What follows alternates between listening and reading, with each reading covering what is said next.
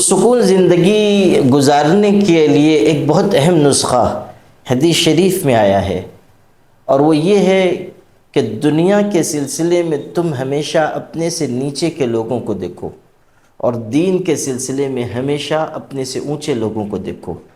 ہم نے یہ ترتیب بدل دی ہے، ہم ہمیشہ ان لوگوں کو دیکھتے ہیں جو دنیا میں ہم سے زیادہ آسائش اور سہولت رکھتے ہیں، اور ان کو دیکھ کر ہم حرص، ہوس یا حسد میں مبتلا ہو جاتے ہیں، یا پھر ہمارے دل میں شکایت پیدا ہوتی ہے کہ ان کو یہ ملا ہے، ہم کو کیوں نہیں ملا۔ حالانکہ ہمیں صبر و شکر سکھایا گیا ہے، قناعت سکھائی گئی ہے۔ جب ہم دنیا کے سلسلے میں اپنے سے کمتر لوگوں کو دیکھیں گے تو دل میں شکر پیدا ہوگا، اور ہم یہ خیال کریں گے کہ یہ ایسی زندگی گزار رہے ہیں جو بہت ہی معمولی قسم کی ہے۔ مثال کے طور پر اگر ہمارے پاس چھوٹا مکان ہے اور ہم اونچے مکانات والوں کو دیکھ رہے ہیں تو ہمارے دل میں بجائے شکر کے شکایت پیدا ہوگی۔ لیکن اگر ہم یہ خیال کریں کہ دنیا میں لاکھوں انسان ایسے ہیں جن کو آسمان کی چھت کے علاوہ کوئی چھت نصیب نہیں ہے، تو ہمیں اپنا چھوٹا گھر بھی خوبصورت معلوم ہوگا، اور اللہ تعالیٰ کا شکر ادا کرنے کے لیے دل چاہے گا۔ اسی طرح زندگی کے ہر چیز کے بارے میں اگر ہم یہ خیال کریں کہ ہم اپنے سے نچلے لوگوں کو دیکھیں، اپنے سے اونچے لوگوں کو نہ دیکھیں، تو صحیح راستے پر رہیں گے۔ اور اگر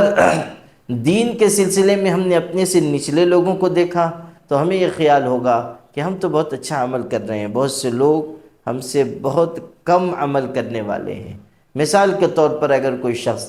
5 وقت کی نماز پڑھ رہا ہے اور وہ بے نمازیوں کو دیکھتا ہے یا 3 وقت کی نماز پڑھنے والوں کو دیکھتا ہے تو وہ آگے نہیں بڑھ سکے گا۔ ہاں، اگر 5 وقتہ نمازی تہجد گزار کو، اشراق اور اوابین پڑھنے والوں کو دیکھے گا تو اس کو یہ خیال ہوگا کہ میں 5 وقت کی نماز تو پڑھتا ہوں مگر اب بھی پیچھے ہوں، اس لیے کہ میں تہجد میں نہیں اٹھتا، میں اشراق، اوابین اور چاشت نہیں پڑھتا۔ اسی طرح اگر کوئی ایک پارہ تلاوت کر رہا ہے تو وہ یہ دیکھے کہ ہم سے زیادہ تلاوت کرنے والے لوگ موجود ہیں، 5 پارے پڑھنے والے، 10 پارے پڑھنے والے، تو پھر ہمارے اندر بھی سبقت کا جذبہ آئے گا دین کے سلسلے میں۔ وَفِي ذَلِكَ فَلْيَتَنَافَسِ الْمُتَنَافِسُونَ، قرآن میں ہمیں سکھایا گیا ہے خیر کے کاموں میں آگے بڑھنے کی کوشش کریں، مقابلہ خیر کے کاموں میں ہو، دنیا کی چیزوں میں نہیں۔ جو دنیا کی چیزوں کے سلسلے میں ریس لگائے گا ہلاک ہوگا۔ حدیث شریف میں انی لا اخشى علیکم الفقر،